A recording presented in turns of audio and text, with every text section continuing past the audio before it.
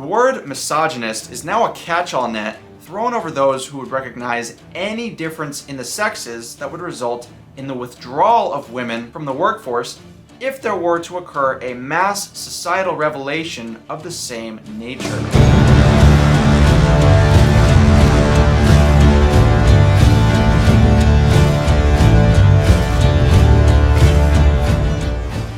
In some of my other movie breakdowns, I make the claim or the implication that the entire show is nothing more than an inside job, whose true function is to undermine your belief systems while masquerading as something completely unrelated. In this video, I don't want anyone to assume that I think the entire movie was created for the sole purpose of deceiving people. I doubt that's what the authors had in mind at all. As a matter of fact, even were movies where I did place more of an emphasis on how subliminally saturated they were, I want to clarify that I don't actually believe the majority of propaganda in media is included with the intention of deceiving people. Yes, it is consciously added, but those in the industry only allow people who are already on board with the narrative to be greenlit. While these additions are certainly made on purpose, most of the people making them aren't moving forward with the idea that there's some secret villain tricking the world. They're simply programmed to think about issues within the frame that their ideology has set for them, and any thoughts outside of that are suppressed and punished. The focus of this video is going to be on the subject of propaganda within media that is otherwise free of it, and why it is even more important for these types of shows to be called out. One of the first things NPCs love latching onto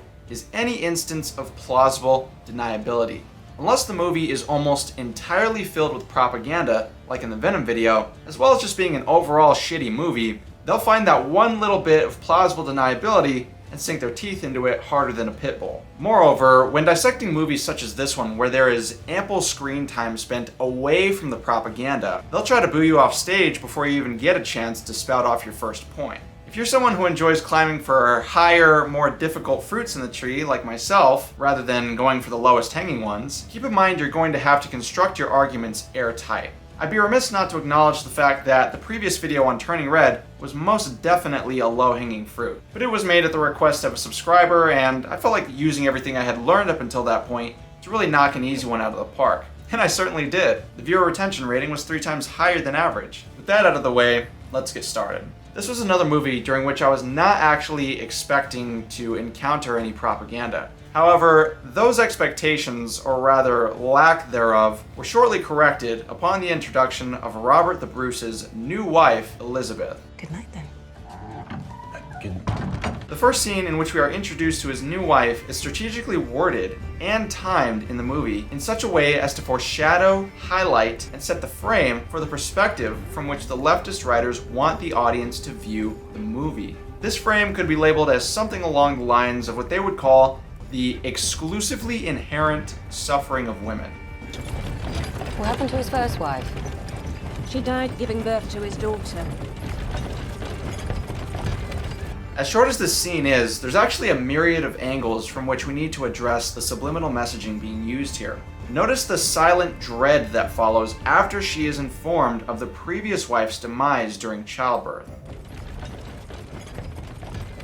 Pregnancy and childbirth are frequently showcased in a negative light in Western media. This is done in this movie alongside other historical dramas as an unspoken complaint about the state of the world. One that amateurishly breaks the fourth wall. Almost like the medieval women were waiting for an era of history they could not yet envision, but somehow knew was coming. They all seem to have been born with the knowledge that a time of great prosperity was a mere 800 years away, and silently lament the fact that they were born during this time period instead. To complement the female character's clairvoyance, the underlying memo suggests that once this era of feminism had arrived, they would finally be able to enjoy their lives. Kind of like an iPad baby on a road trip, throwing tantrums until cell service returns so they can keep watching YouTube. This era of prosperity would of course be delivered on the backs of billions of men who would all be thanklessly shoved aside now that the feminists had air-conditioned homes and cellular phones from which they could bitch and moan about men's privilege.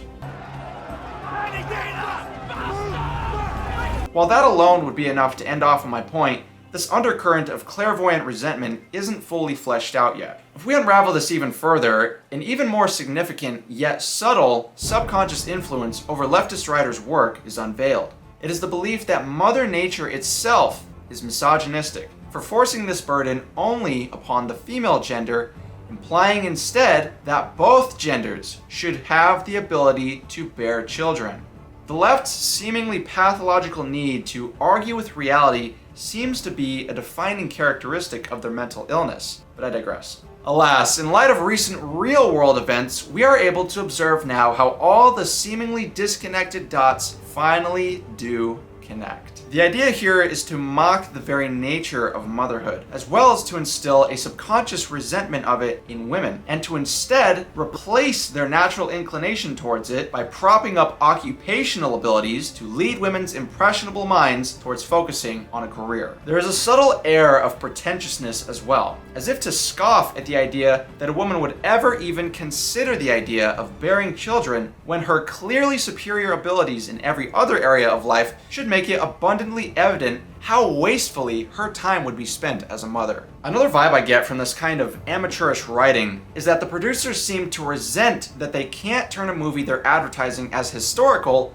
into a woke leftist wonderland full of gay pride and pink hat parades. That would all too obviously reveal their agenda. In the vast ocean of mediocrity that is Western media, there are a few rare gems of genuine art, but those are easily overwhelmed by the hordes of politically saturated, leftist propaganda directives infused into every minute of screen time. One of the highest ranking leftist directives, and the example being enforced in this particular case, is the discouragement of family life, as well as the propagation of the leftist sentiment that the nuclear family is obsolete. Leftism erases spirituality and pushes the idea that there is no divinity inherent to humanity or to sexuality. They propagate the idea that men and women are essentially identical, with only superficial appearance differences separating them. This interaction in the carriage is also a statement about the act of even having an opinion about the roles of genders. One label in particular that any feminists watching may use to describe the marital practices of the medieval ages is misogynist. The word misogynist is now a catch-all net thrown over those who would recognize any difference in the sexes that would result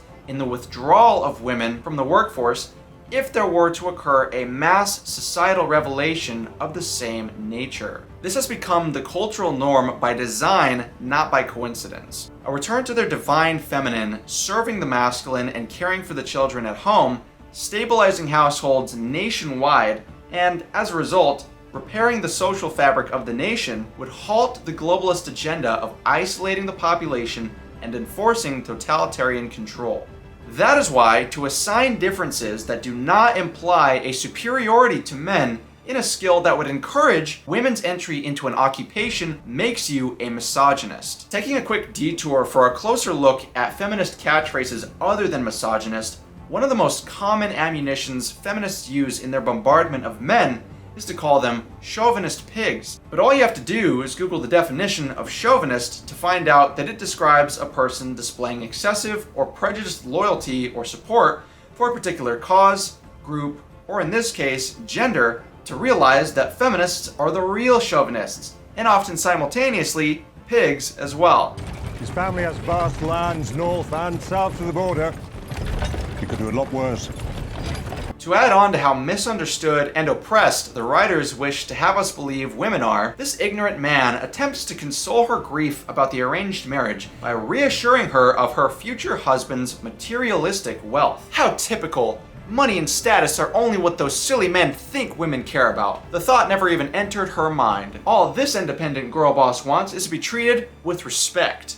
Just not so much respect that she would have to actually assume risk for her actions in the same way that respected men do. They want all the excitement of leading a revolution, and even having people die in their stead, but you men can have that spot back as soon as it's their turn to take responsibility for their actions. This small display of chest puffing wouldn't need to be pointed out if the soldiers were grabbing swaths of little kids, but because of how obviously deliberate and contrived this entire scene was, it alerted me to something between the lines. For example, the soldier says they already have enough, so what I'm able to understand from this scene is that despite knowing they already had enough soldiers, They pushed themselves into the middle of town and disrupted the exact spot where there was already important tax collection happening for no other reason than because one little boy in the crowd somehow stood out to them. This is so significant specifically because he says he will handle it. I'll handle this, Father. And of course, to emphasize the incompetence and cowardice of men, the woman, the feminist woman, has to step up in his place and do his job for him.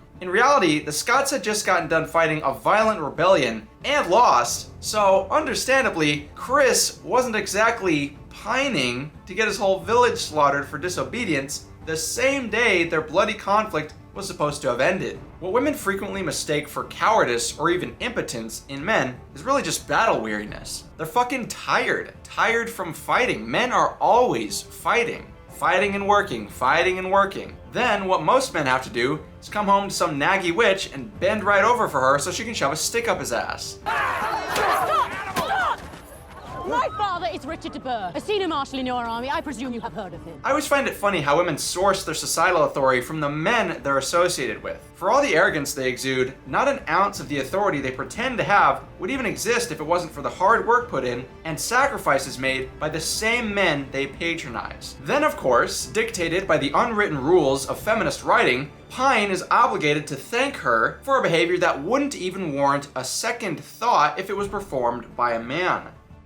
What you did today was brave. Anything else? No. Good night, then.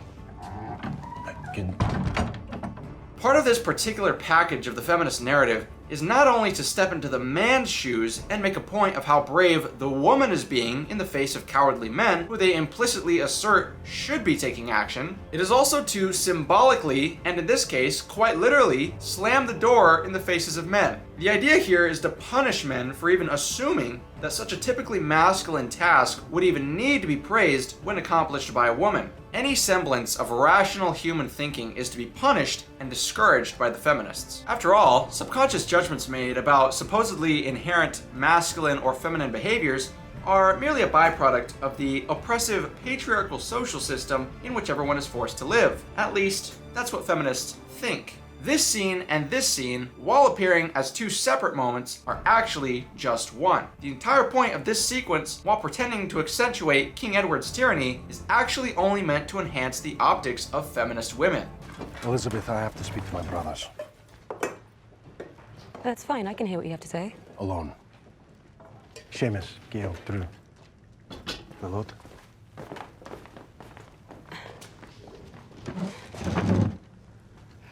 Yeah, bye! Bye, bitch!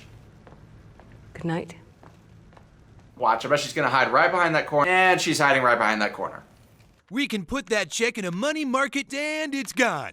After behaving totally aloof and cold to him, and even slamming the door in his face and acting like a snotty little brat, she has the audacity to get butthurt when he asks her to leave the room, even so he can talk to his brothers about important business privately. I don't know the actress personally, but she plays a lot of feminist roles, so at this point, I've started to consider her casting as a feminist tell. If this bitch is in it, you can march your sorry ass back home and find something else to do, because whatever show you were about to see is a fucking bust. Although it's kind of interesting that she was a May Queen in this movie as well as Midsommar, but back to the movie. You've killed once.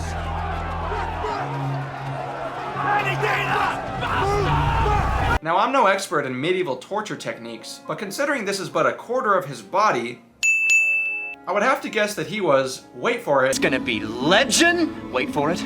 hanged, drawn, and quartered.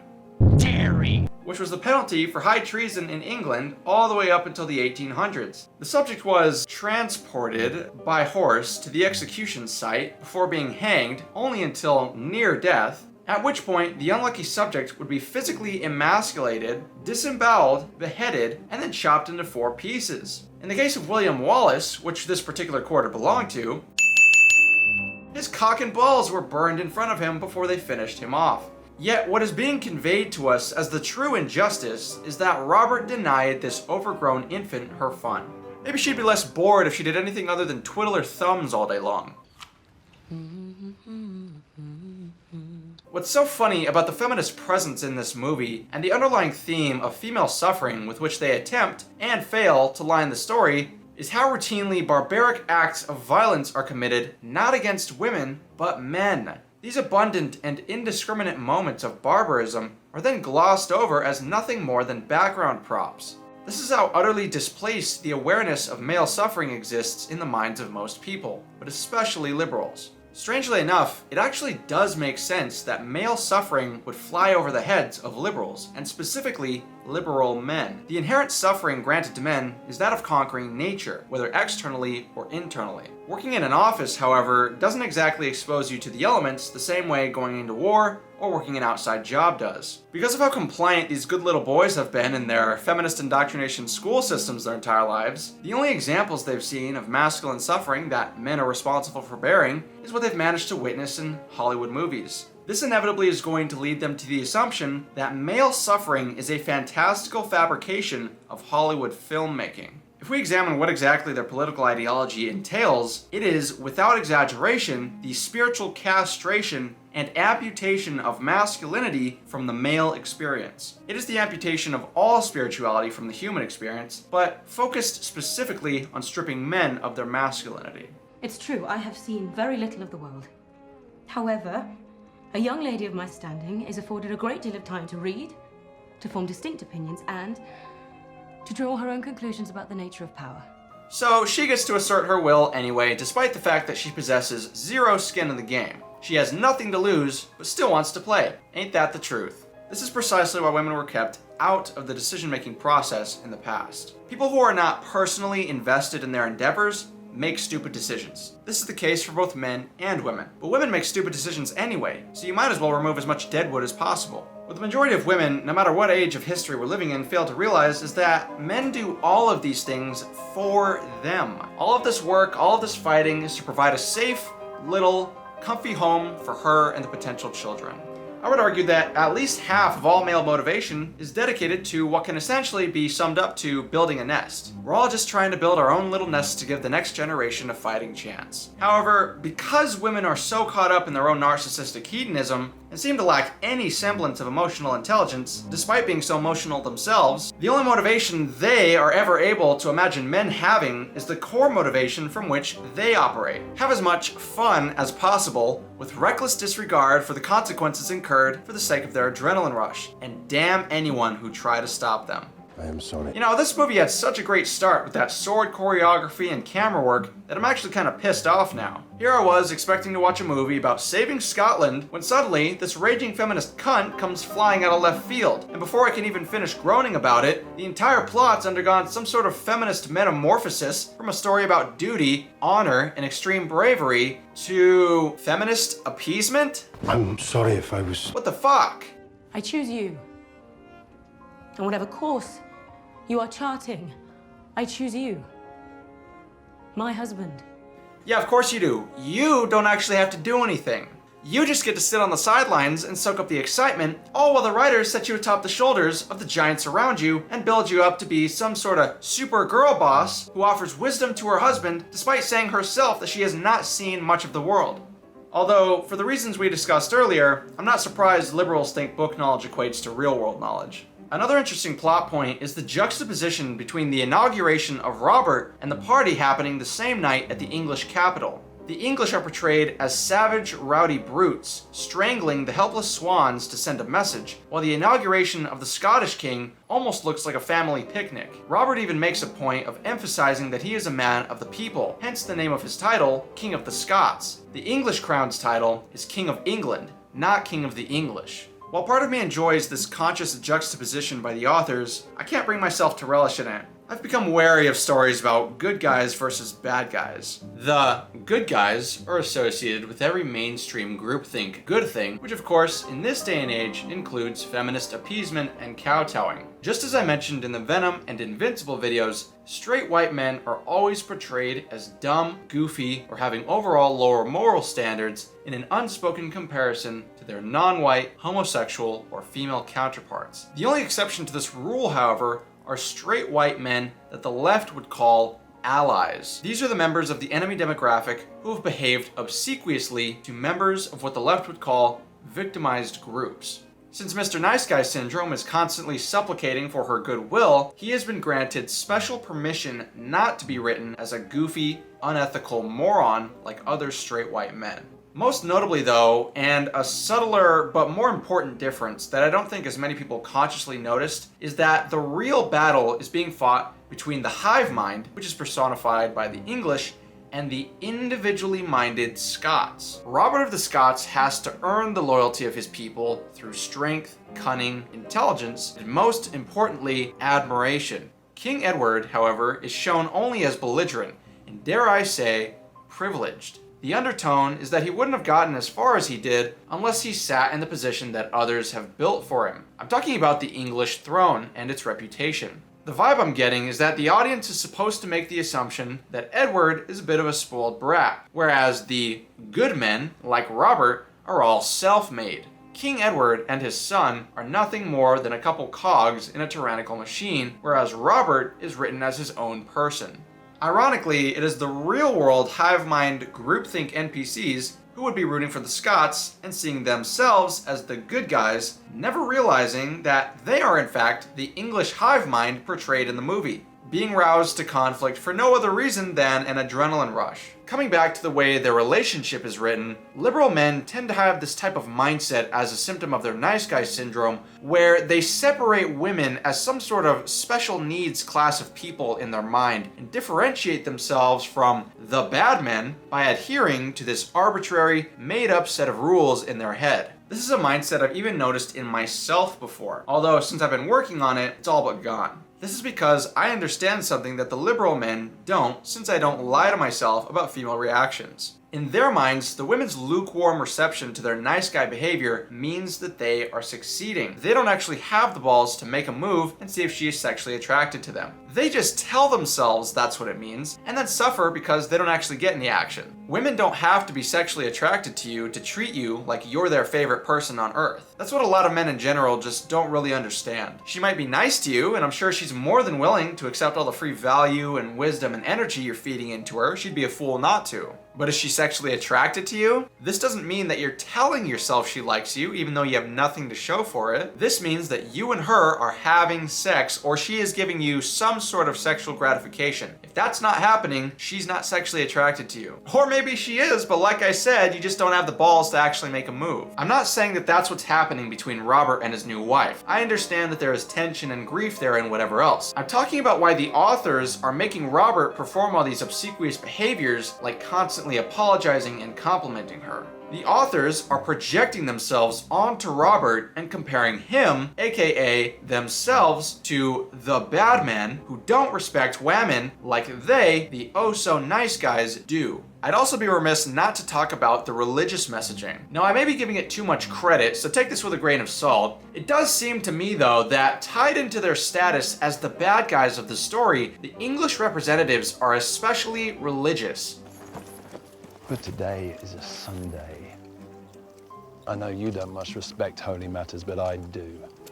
The church and its customs, however, are something that our good man, Robert, doesn't care for, yet must put up with if he wishes to act out his role as good boy. Liberals and Hollywood in general routinely find ways, whether overtly or subliminally, to mock and ridicule the Christian and Catholic faiths. It's not inconceivable to me that Robert's blatant disregard of the church's rules are also meant to paint him in a positive light in the audience's eyes. It's also not inconceivable to me that the English's extremely religious culture was included to emphasize their personification of the hive mind. Liberals are very often atheists who look down upon religious people for the reason that they think they are above what they would call religious cultthink.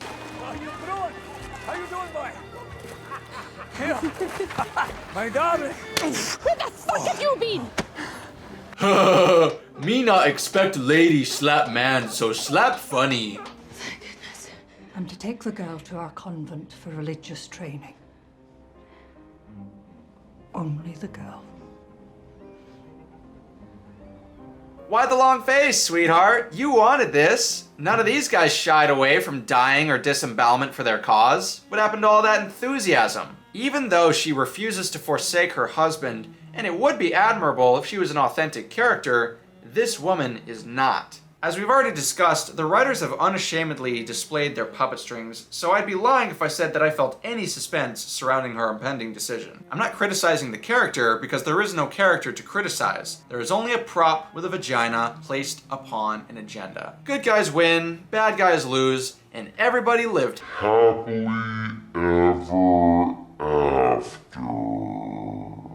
Well, at least they wouldn't live to see man-made horrors beyond their comprehension. Thank you guys so much for watching. Make sure to drop a comment down below. Let me know what you thought. Leave a like if you enjoyed. Subscribe, click that bell. Follow me on Twitter at Nuance Now. No spaces or anything. And I will see you in the next video.